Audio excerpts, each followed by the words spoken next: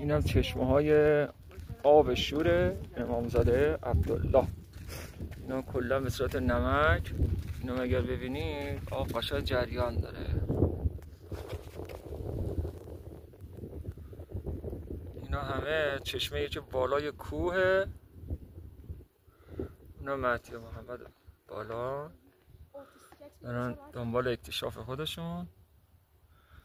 اینا همه جریان آب، زلال شفاف ولی خیلی تلخ، پر از نمک.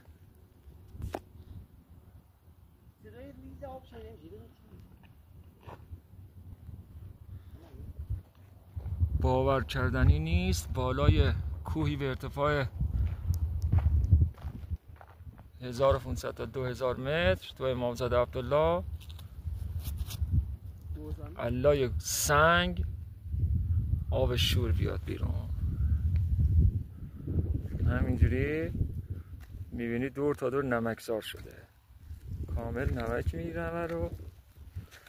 حالا این آب همینجوری ادامه داره میاد تا میره پایین، میره اونجا لای سنگا محو میشه. اینجا به صورت نمک میشه. شما ببینید نمک و کف اینجا همه نمک، نه همه نمک هم و آب توش جریان داره.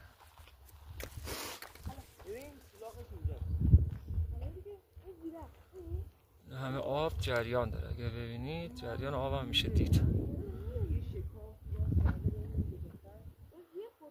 اینید همین جریان آبه که میاد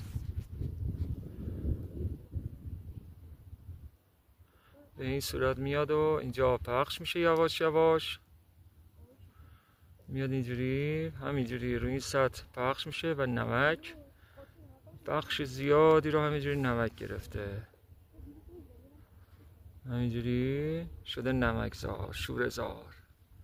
میره تا اون پایین محو میشه کلا دیگه. ولی اینجا همه پر شوره نمک. پایین هم میتونید نمک ها رو ببینید. اینجا هم اگر ببینید یه حالت شوره‌زار داخل این بوته ها. این هم از عجایب قم میتونید ببینید. آب اینجا اومده، همین آب جریان داره و اینجا به صورت استخرهای کوچیک هم جمع شده. میتونید ببینید این استخرهای کوچیکه، اینها تو اینا آب جمع شده.